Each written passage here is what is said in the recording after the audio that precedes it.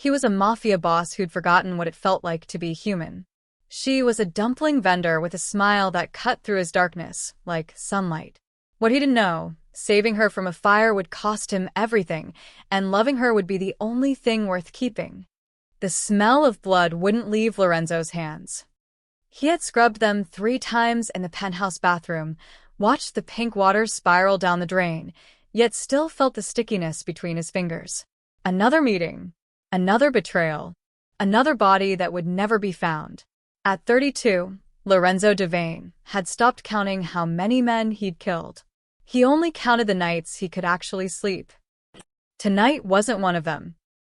"Boss, you need rest," his right-hand man, Dante, had said earlier. "You look like death." Lorenzo had laughed, a dry, hollow sound. "I am death, Dante. That's the problem." Now, at 4 a.m., he stood on his balcony overlooking the city, a glass of whiskey warming in his palm. Below, the streets were beginning to wake. Delivery trucks rumbled. Early morning vendors pushed carts toward the riverside market. Normal people, living normal lives.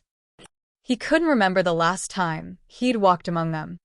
On impulse, or maybe exhaustion, Lorenzo grabbed a plain black jacket and a baseball cap. He left his gun in the drawer, left his phone on the nightstand, left Lorenzo Devane, the mafia boss, behind the locked door. The man who walked out into the pre-dawn streets was no one, just another shadow. The riverside market sprawled along the eastern docks like a living organism. By 6 a.m., it was already breathing, vendors shouting prices, customers haggling, the sizzle of food on portable grills mixing with the salty smell of the nearby river. Lorenzo moved through it like a ghost, hands in pockets, cap pulled low. For the first time in months, no one looked at him with fear. No one bowed. No one whispered his name. He was invisible. And it felt like freedom. He wandered past fish stalls where ice gleamed under fluorescent lights, past fabric vendors unrolling bolts of colored cloth, past an old woman selling flowers from a bucket. His stomach growled. He couldn't remember his last real meal. Room service didn't count. Blood money bought fancy restaurants, but never hunger. Then he smelled it. Garlic. Ginger. Something savory and warm that made his mouth water. He followed the scent to a corner stall so small it barely qualified as a business. A faded blue tarp stretched overhead. A single folding table held a steamer basket and a small portable burner. Behind it stood a girl who couldn't have been more than 23, her dark hair tied back in a messy bun, flour dusting her cheek. She was laughing at something an elderly customer said, her whole face lighting up with genuine joy. Lorenzo stopped walking. He couldn't explain why. Maybe it was the laugh, so pure in a world he'd painted red. Maybe it was the way her hands moved, quick and confident as she plated dumplings, each motion practiced and sure. Or maybe it was simpler than that.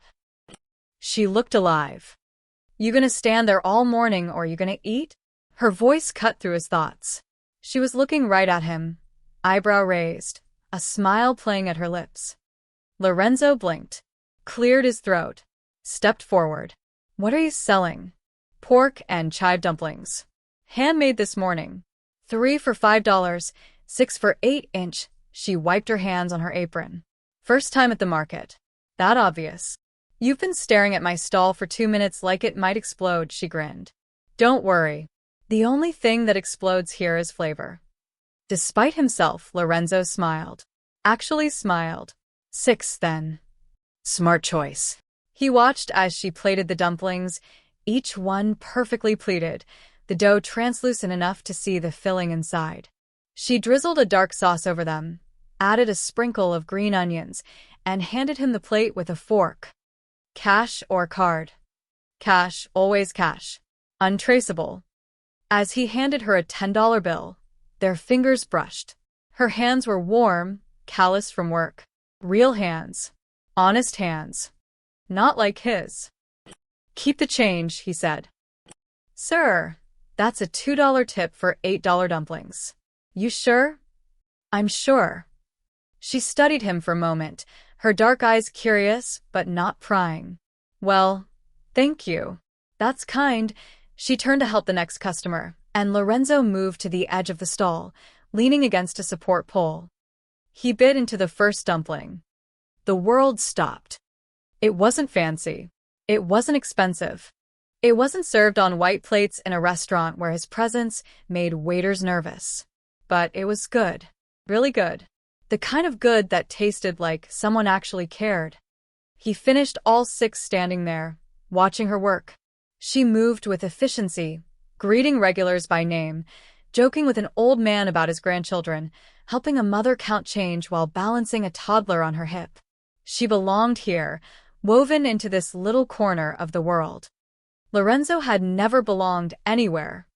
You're still here, her voice interrupted his thoughts again. The morning rush had slowed. She was wiping down her workspace. The food was good. Good enough to root you to the spot? She laughed. What's your name, mysterious dumpling man? He hesitated. Lao.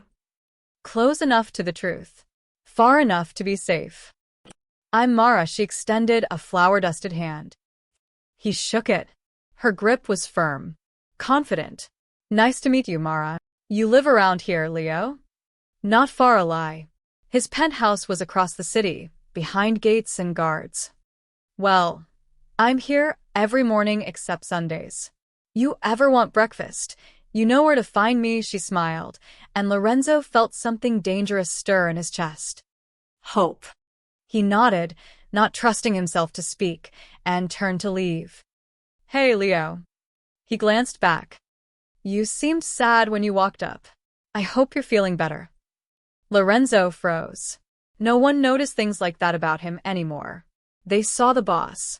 The killer. The legend. Not the man. I am, he said quietly. Thank you. He disappeared into the market crowd, but he could still feel her eyes on his back. Could still taste the ginger and garlic. Could still hear that laugh. For the first time in years, Lorenzo Devane felt genuinely alive. And that terrified him more than any bullet ever could. Lorenzo returned to his penthouse as the sun broke fully over the city. Dante was waiting in the foyer, arms crossed, concern etched into his scarred face. Where the hell were you? We had the Bratva meeting at 7. I covered, said you were handling personal business, but... I went for a walk. Dante stared. A walk. Yes, Dante. A walk. I'm not a prisoner in my own life. You're also not bulletproof, boss. Walking around without security, without even a phone. Dante ran a hand through his graying hair. You're going to give me a heart attack. Lorenzo poured himself an espresso, his back to his oldest friend. Maybe I wanted to remember what normal felt like. Silence stretched between them. Did you? Dante asked quietly. Lorenzo thought of Mara's laugh. Her flour-dusted hands. The way she'd noticed his sadness. For a moment, before Dante could respond, Lorenzo's phone, now back in his possession, buzzed with 3 sharp alerts. He glanced at the screen and his jaw tightened. Council meeting. Industrial district. Now. The moment of normalcy evaporated like steam. The warehouse in the old industrial district smelled of rust and motor oil. It had been a steel factory once, back when the city built things instead of buried bodies. Now it served as neutral ground for the 5 families, the Mafia council that kept the city's underworld from tearing itself apart. Lorenzo entered through the south door, flanked by Dante and 2 guards. The other bosses were already seated around the metal table. Constantine from the Bratva, Chun from the Triad, Marcus from the Southside crew, and Vincent Calabrese, the snake who'd been testing Lorenzo's patience for months. Glad you could join us, Devane, Vincent said, his smile not reaching his eyes. We were beginning to worry you'd found other interests. Lorenzo took his seat, his expression carved from stone. Talk. Marcus leaned forward. The Riverside Market. It's become a problem. How is a produce market our problem? Lorenzo kept his voice even, but his pulse quickened. Because it sits on top of our river access, Constantine growled. The old loading docks beneath. We used them for shipments before the market expanded. Now we have 50 vendors and 1,000 witnesses blocking our route. Chen nodded. We need to reclaim that territory. Clear the vendors. Re-establish control. You mean burn them out, Lorenzo said flatly. If necessary, Vincent's smile widened. Unless you've grown soft. Lorenzo's hand didn't move toward his gun, but everyone at the table felt the shift in temperature. Those are civilians. Working people. We don't touch them. We don't touch them. We lose a critical supply line, Marcus argued. The cops are sniffing around our western routes. The river is all we have left. Then we find another way, Lorenzo stood. I didn't build this organization by terrorizing food vendors. No, you built it by being ruthless, Vincent countered, standing as well. But lately, Lorenzo, you've been distracted. Disappearing. Soft. Makes a man wonder if you're still fit to lead your family. The warehouse went silent.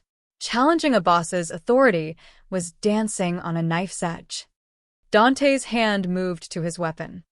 Lorenzo held up one finger. Wait. He walked slowly around the table until he stood inches from Vincent.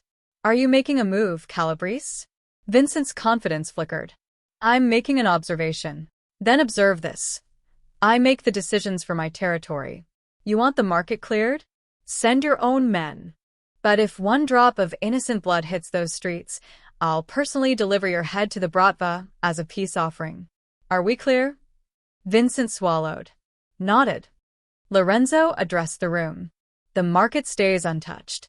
We find alternative routes. Meeting adjourned, he walked out before anyone could argue, Dante rushing to keep pace. In the car, Dante finally spoke. You just painted a target on your back. Vincent's been gunning for me for months. This just moved up the timeline. Why protect some random market? We've cleared territories before. Lorenzo stared out the window at the gray city scrolling past. He couldn't explain it.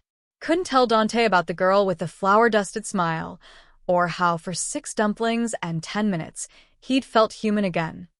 Because we draw lines, Dante. Even monsters have lines. But Lorenzo knew the truth. Vincent wouldn't let this go. If Lorenzo wouldn't clear the market, Vincent would do it himself, and blame it on rival gangs. The Riverside Market had just become a battlefield. And Mara was standing right in the center, completely unaware that her little dumpling stall sat on top of a powder keg. Lorenzo pulled out his phone and texted his intelligence officer. Background check. Mara. Riverside Market dumpling vendor. Everything.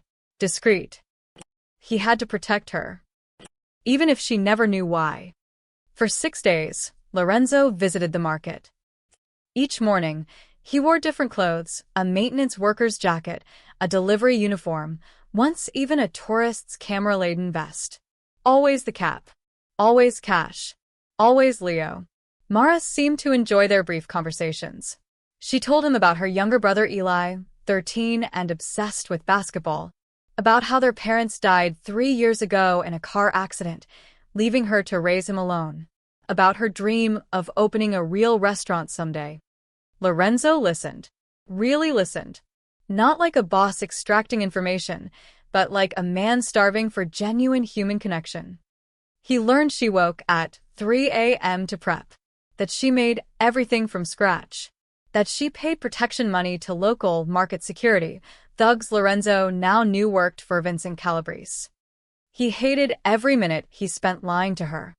On the 7th day, she wasn't there. Lorenzo stood in front of her empty stall at 6:15 a.m., his stomach knotting. The blue tarp hung loose. The folding table was overturned. A dark stain marked the concrete. Blood, recently scrubbed but still visible. What happened here? He asked the flower vendor next door, dropping the tourist act. The old woman looked frightened. Men came yesterday evening. Said the fees were going up. Mara argued, said she'd already paid this month. She trailed off, eyes welling. They hurt her. Not badly, but enough to send a message. Lorenzo's vision tunneled. Where is she now? St. Mary's Clinic. 3 blocks north. Young man, don't get involved. Those men. But Lorenzo was already running. St. Mary's Free Clinic occupied the ground floor of a crumbling building that smelled of antiseptic and desperation. Lorenzo burst through the doors, scanning the waiting room until he spotted her. Mara sat in a plastic chair, holding an ice pack to her cheek. Her right eye was swollen, her lips split. But she was alive. Mara. She looked up, startled. Lao? What are you? Are you okay? He knelt in front of her, his hands hovering uselessly, wanting to touch but afraid to hurt her further. I've fine. It looks worse than it is, she tried to smile, and winced. You should see the other guy. I threw a pot of boiling water at him. Lorenzo felt pride and terror in equal measure. Who did this? Just some thugs. Market politics, she waved dismissively. I should have kept my mouth shut, but I get mouthy when I'm angry. Bad habit. This isn't your fault. Tell that to my face, she laughed, then groaned. Ow. Note to self, don't laugh. A nurse called her name. Lorenzo helped her stand, his hand gentle on her elbow. She didn't pull away. The examination room was small, crowded with the two of them and the doctor. Lorenzo stood against the wall, watching as the doctor, an older man with kind eyes, checked her injuries. Mild concussion. Bruised ribs. No fractures. The doctor looked at Mara with concern. You need to report this. No police, Mara said firmly. Miss Chen. No. Police, her voice shook but held steel. It'll only make things worse. The doctor sighed, prescribed pain medication, and left. Lorenzo waited until they were alone. You can't go back there. It's my business. My livelihood. I'm not running because some thugs think they can. They can, Mara. They will. Lorenzo's voice came out harder than intended. These men don't stop at warnings. She studied him with her good eye, something shifting in her expression. How do you know? He'd said too much. I've seen how these things work. Who are you, Leo? She stood, ignoring the wince of pain. You show up every day, always watching, always aware of everything around you. You move like a fighter. You speak like someone used to being obeyed. And now you're here, talking about thugs like you know them personally. Lorenzo's mind raced.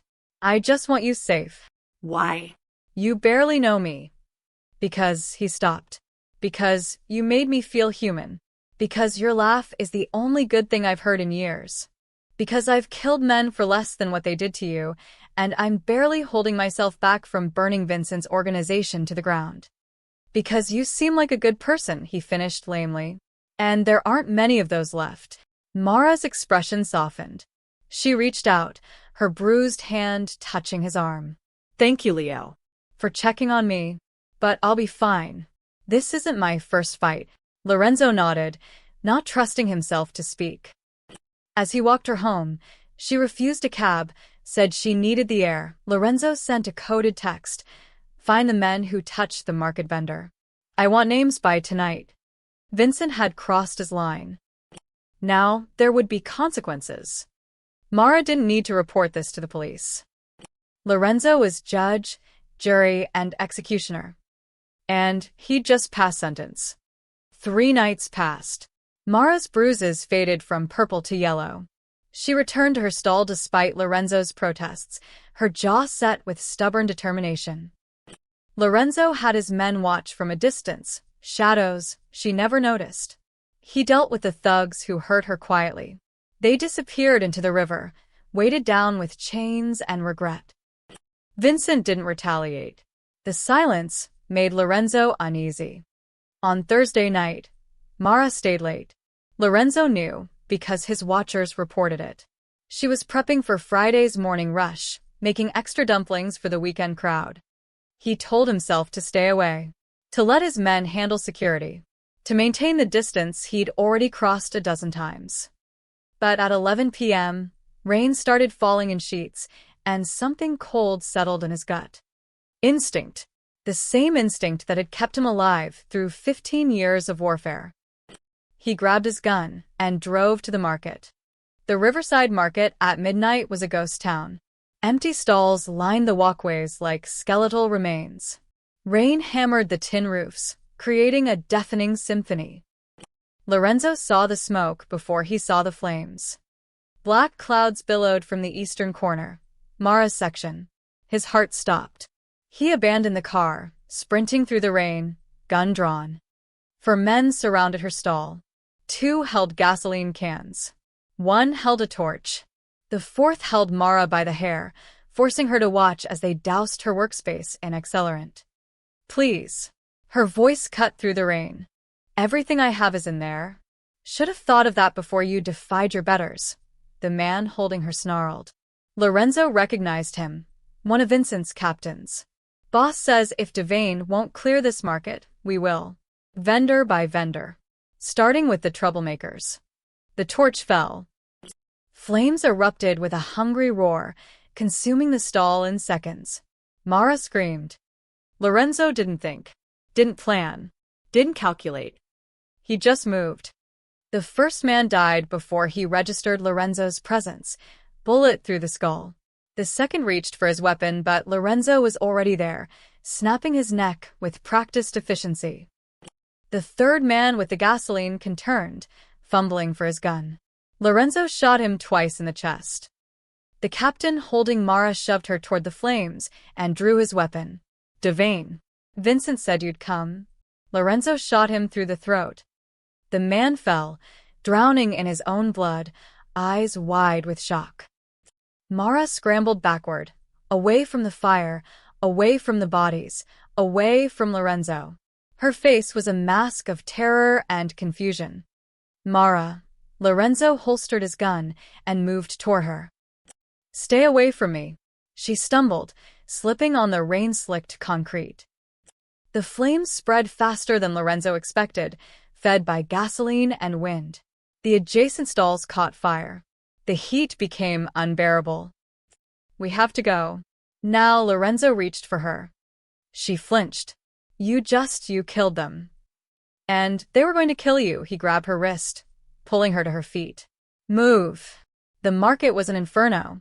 Flames licked up support beams. The blue tarp over Mara's stall melted, dripping burning plastic. Smoke choked the air. Mara couldn't breathe, couldn't think. Lorenzo lifted her, carrying her through the maze of burning stalls toward his car. She didn't fight. She was in shock, her body limp against his chest. Behind them, the riverside market burned. Lorenzo drove to a warehouse on the industrial outskirts, one of his safe houses. Mara hadn't spoken since he'd placed her in the passenger seat. She stared straight ahead, trembling despite the car's heat.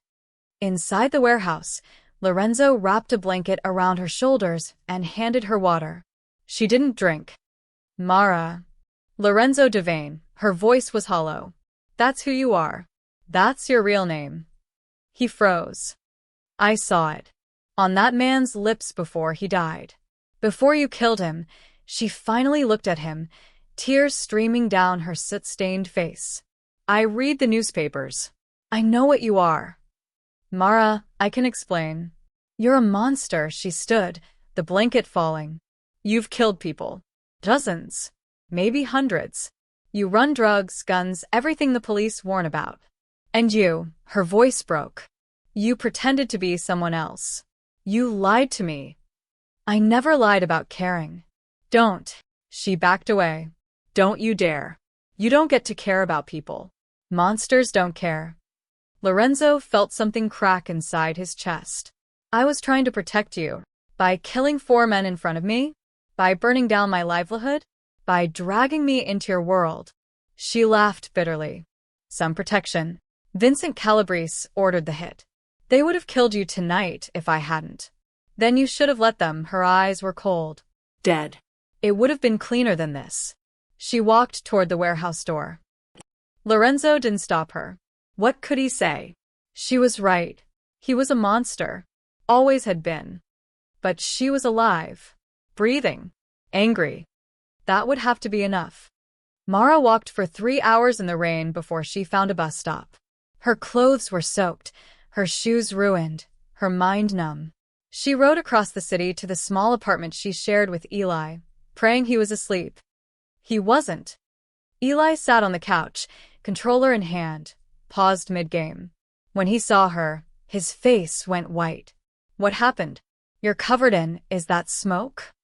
The market burned down. Mara's voice came out flat. Emotionless. What? How? It doesn't matter. She walked past him to the bathroom. I've fine. Go to bed. But she wasn't fine. She spent an hour in the shower, scrubbing the smell of gasoline and death from her skin. When she finally emerged, Eli was still awake, sitting outside the bathroom door. Talk to me, he said quietly. So she did. Not everything. She couldn't tell him about Lorenzo, about the executions, about the blood. But she told him about the thugs, the threats, the fire. About losing everything they'd built. Elias jaftaittelet. At 13, he already had their father's eyes, dark and intense. We'll rebuild. With what money? I lost all my equipment, my supplies, 3 months of savings I kept in the cash box. Her voice cracked. I have nothing, Eli. He hugged her, his skinny arms surprisingly strong. You have me. We'll figure it out. Mara wanted to believe him.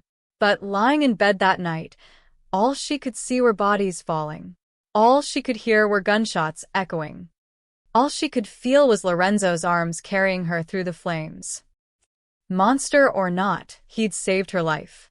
The next morning, Mara tried returning to normal. She walked to the market, hoping to salvage something from the ruins.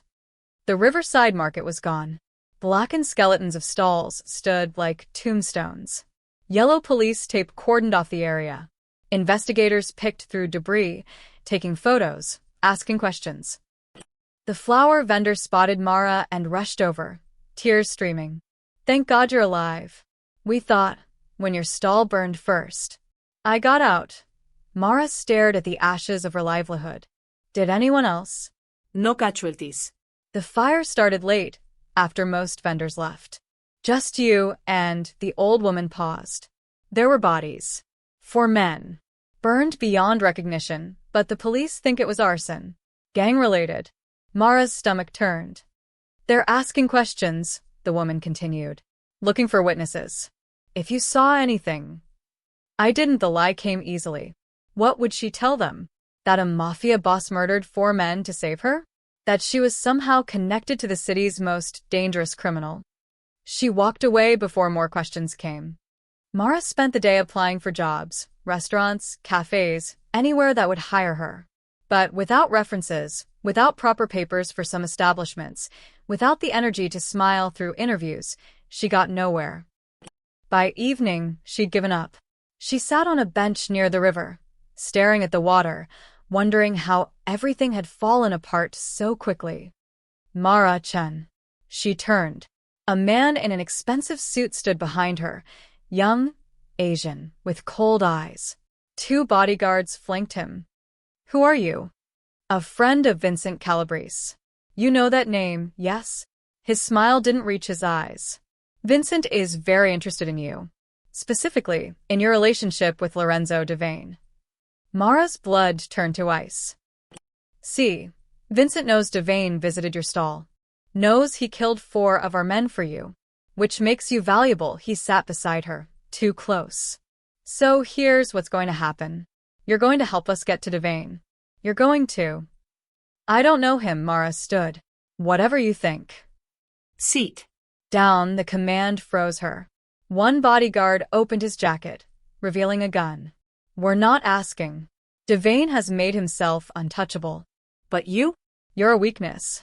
And we exploit weaknesses. I won't help you. Then we'll take your brother instead. The world stopped spinning. Elitien. 13 years old. Attends Roosevelt Middle School. Takes the number 47 bus home. Gets off at Morrison and 5th at 3:30 p.m. every day. The man showed her photo on his phone. Eli leaving school, laughing with friends, unaware he was being watched. Mara couldn't breathe. So, you have a choice, Miss Chen. Help us, or we take the boy. Simple. They left her on the bench, shaking and sick. Mara ran. Not home. She couldn't lead them there.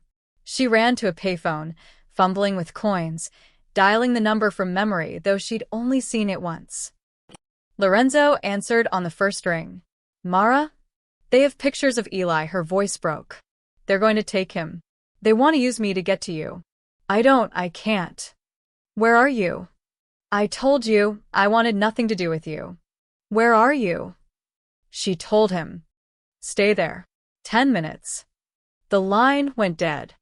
Mara slid down the phone booth wall, hugging her knees. She'd refused his protection, refused his world. But his world had found her anyway. Lorenzo arrived in 8 minutes, screeching to a halt beside the phone booth. Dante was driving. 2 armed guards occupied the back seat. Get in, Lorenzo ordered. Mara hesitated for only a heartbeat before climbing into the front passenger seat. Lorenzo immediately pulled out his phone, barking orders. I want eyes on Roosevelt Middle School. Now. Find Eli Chen. 13, black hair, probably wearing a basketball jersey. Get him somewhere safe before. His phone buzzed. Unknown number. He answered on speaker. Too late, Devane. Vincent Calabrese's voice oozed satisfaction. We already have the boy. Mara's face drained of color. No. No, school doesn't end until. We pulled him during lunch. Easy. Kid walked right to our car. When we said his sister was hurt, Vincent laughed. Sweet kid. Shame you got him involved in adult business. Lorenzo's knuckles whitened around the phone. Touch one hair on his head, and what?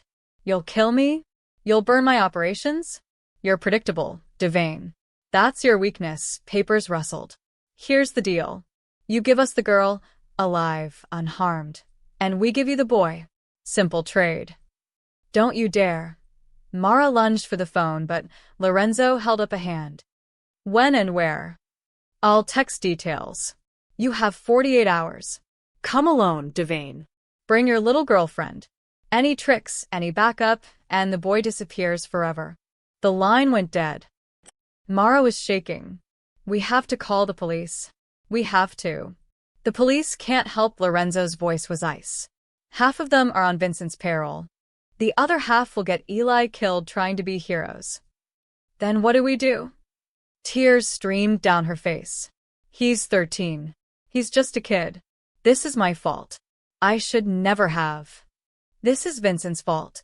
Lorenzo cut her off. And mine for not ending him when I had the chance. He turned to Dante. Take us to the countryside safe house. The villa. Boss, if Vincent's tracking. He's not. That property's buried under 6 shell companies. Move. The villa sat 2 hours outside the city, hidden behind iron gates and woodland. It had been Lorenzo's father's retreat once, back when the Devane family still pretended at legitimacy. Now it served as a final failsafe, a place to disappear. Mara barely registered the journey. She sat rigid, staring at nothing, replaying every moment. If she'd never met Lorenzo, if she'd just paid the thugs, if she'd kept her mouth shut. F. Inside the villa, Lorenzo led her to a sitting room with heavy curtains and furniture that smelled of disuse. You'll stay here. My men will guard the perimeter. You're safe. I don't want to be safe, Mara's voice cracked. I want my brother. I'm going to get him back. How? Vincent wants me. He's going to kill you and take me anyway. And then Eli, she couldn't finish. Lorenzo knelt in front of her, his hands on her knees. Look at me. She did. His gray eyes were hard but honest. I've spent 15 years in this life. I've survived 13 assassination attempts. I've outmaneuvered men twice as smart as Vincent Calabrese. His voice dropped. I will get Eli back. I promise you. Why? The question came out as a whisper. Why do you care? You barely know us. Lorenzo hesitated. The truth sat heavy on his tongue. Because when I met you, I remembered what it felt like to be human. And I'm not ready to forget again. Mara stared at him. This killer, this monster, this man who'd murdered 4 people to save her life. You can't be both, Lorenzo.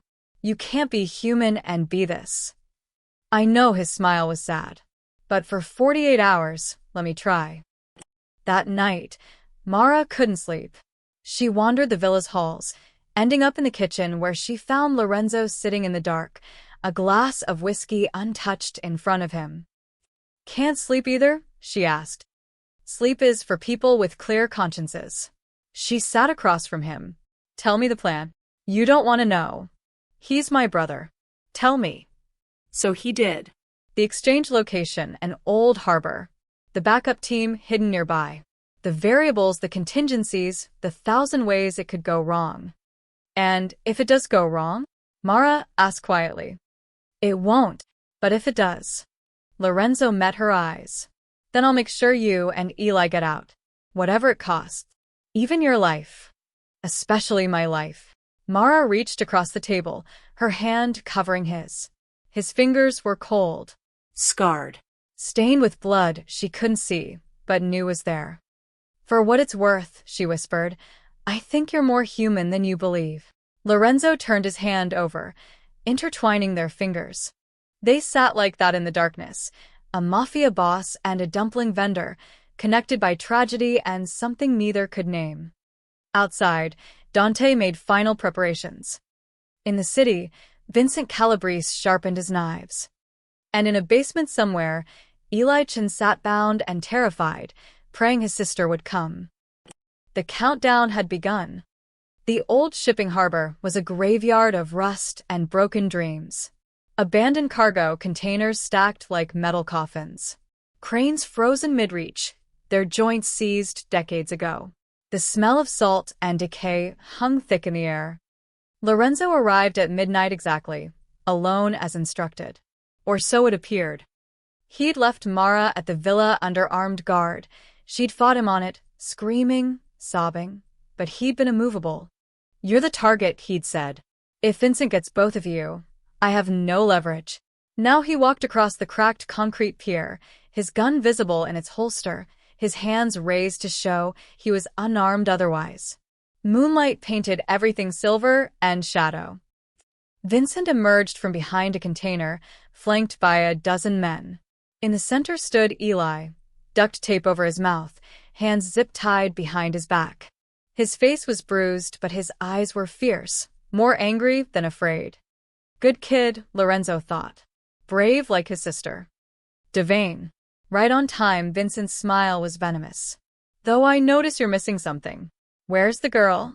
"Safe. You get her when I get the boy." "That's not how this works," Vincent snapped his fingers.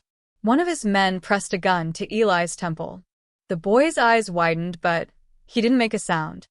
Lorenzo's blood turned to ice, but his expression didn't change. "Hurt him, and you get nothing. No girl, no leverage, just a war you can't win." "Can't I?" Vincent circled like a shark. "See, I've been thinking.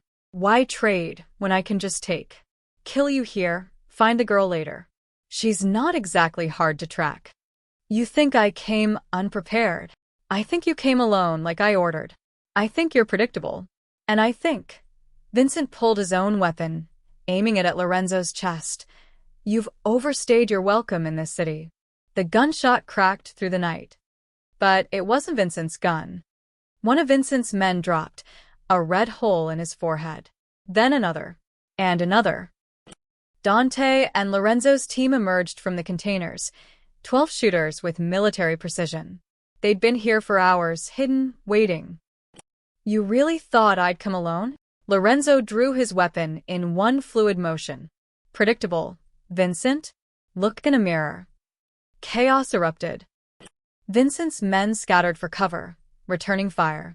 Bullets pinged off metal. Someone screamed. Lorenzo moved like liquid death, taking down 2 men before they could react. But in the confusion, one of Vincent's soldiers grabbed Eli, dragging him backward toward the water's edge. Lorenzo saw it happening. Saw the man's finger tighten on the trigger. Saw Eli's terrified eyes. He didn't think. Just moved. Lorenzo crossed 15 feet in seconds, tackling the man. They went down hard, the gun skittering away. Lorenzo's fists were pistons once, twice, 3 times until the man stopped moving. But he'd forgotten Vincent. The shot came from behind, punching through Lorenzo's shoulder. He stumbled, gasping, feeling hot blood soak his shirt. Vincent stood 5 feet away, gun smoking, smile triumphant. Predictable and soft. Dying for a kid that's not even yours. Eli moved. The boy had been working his zip ties against a broken piece of metal. They snapped. He ripped the tape from his mouth and lunged, tackling Vincent's legs with everything he had. It wasn't much, a 13-year-old against a grown man, but it was enough. Vincent stumbled, his next shot going wide. Lorenzo surged forward despite the pain, despite the blood loss, despite everything. He hit Vincent like a freight train, and they both went over the pier's edge into the freezing water below. The harbor swallowed them in darkness. Dante reached Eli first, pulling the boy behind cover as the gunfight raged. Stay down. Lorenzo. He went in the water. Eli pointed frantically.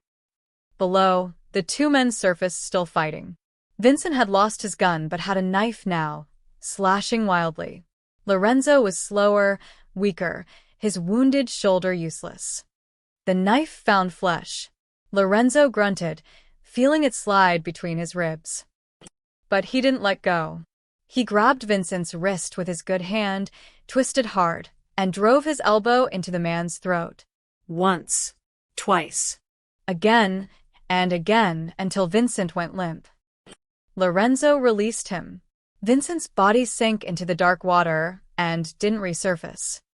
Dante and two others pulled Lorenzo from the harbor, his skin gray, his breathing shallow. Blood mixed with seawater, pooling on the concrete. Boss, stay with us. The boy, Lorenzo gasped. Is he? I'm okay. Eli appeared, Dante's jacket wrapped around him. I'm okay. You saved me. Lorenzo managed a weak smile. Tell your sister. I kept my promise. His eyes rolled back. Get the medic. Dante roared. Now. Lorenzo woke 3 days later in a private medical facility, his body wrapped in bandages, tubes running from his arms. The first thing he saw was Dante's exhausted face. Welcome back, boss. Ellie. His voice was sandpaper. Safe. With his sister. You kept your word. Lorenzo closed his eyes, relief washing over him stronger than any pain medication. Vincent. Bottom of the harbor. The council's already dividing up his territory. They're calling you a hero, eliminating a traitor who broke the peace. Dante paused. They also think you're weak now. Wounded. Some are circling. Let them circle. Lorenzo's voice was quiet but firm. I'm done, Dante. Boss. I'm done. 15 years of blood. Of checking over my shoulder. Of being a monster. He met his old friend's eyes. I want out. Dante was silent for a long moment. What about the family?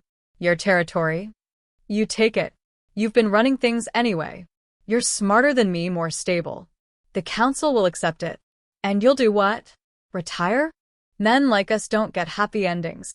Lorenzo thought of Mara's laugh. Of dumplings that tasted like hope. Of a girl who'd called him human when he'd forgotten he could be. Maybe not happy, he said. But maybe different. That's enough. 6 weeks later, Lorenzo stood outside a small community plaza in the Northern District, far from the burned ruins of Riverside Market, far from the territories he once controlled. A new stall stood in the corner, larger than before, with a proper roof and a clean counter. A hand-painted sign read, Mara's Kitchen. Lorenzo watched from across the plaza as Mara plated dumplings for the growing lunch crowd. She moved with the same confident grace, her hair tied back, flour dusting her apron. But something was different. Her smile was more cautious. Her eyes checked the crowd more often. She'd seen darkness now. It had changed her. Eli worked beside her, taking orders and managing the cash box. He'd grown in 6 weeks, taller, more serious. He caught Lorenzo's eye first, recognizing him despite the distance. The boy said something to Mara. She looked up. Their eyes met across the plaza. Lorenzo didn't move, didn't approach. He'd paid for the new stall anonymously through lawyers, along with 6 months of rent and a business license. He'd ensured no gangs, no thugs, no protection rackets would touch this plaza. He'd built her a clean start. But he hadn't come to collect gratitude. He'd come to see if she was okay. She was. That was enough. He turned to leave. Lao. Her voice stopped him. He turned back. Mara was walking toward him, wiping her hands on her apron. Eli watched from the stall, protective but patient. She stopped a few feet away, studying his face. The scars were new, one along his jawline from Vincent's knife, another disappearing beneath his collar. He looked thinner, Tired. but his eyes were clearer than she'd ever seen them. "You're alive," she said simply. Disappointed. "I don't know yet," but her lips quirked. Almost a smile. "Eli told me what you did. How you took that bullet. How you went into the water. I made a promise." "You did," she crossed her arms. "You also paid for all this. The lawyers weren't as anonymous as you thought." Lorenzo's jaw tightened. "You deserved a fresh start. And what do you deserve?" The question hung between them. Lorenzo had asked himself the same thing every day since leaving the hospital. Did monsters deserve redemption? Did blood-stained hands deserve to hold anything clean? "I don't know," he admitted. "But I'm trying to figure it out." Mara studied him for a long moment. Then, surprising both of them, she took his hand, the scarred one, the one that had killed, the one that had also saved her brother's life. "Come eat," she said simply. "You look terrible. And you never did try my soup dumplings." "Mara, I don't think. I'm not asking you to stay. I'm not forgiving everything. I'm just asking you to eat." Her eyes were honest. "Open. One bowl of soup. We'll figure out the rest later. Or not. But right now, just Eat." Lorenzo let her lead him to the stall. Eli nodded at him. Not quite friendly, but not hostile either. A tentative truce. Mara placed a steaming bowl in front of him. The broth was golden, fragrant with ginger and scallions. The dumplings floated like promises. He picked up the spoon. Tasted. It was perfect. "Good?" Mara asked. "Better than good." She sat across from him, her hand resting near his on the counter. Not touching. Not yet. But close enough. "So what now?" she asked quietly. Lorenzo looked at her. This woman who'd survived fire and blood, who'd faced monsters and kept her humanity. "Now we figured out. One day at a time. No more lies. No more lies. No more killing.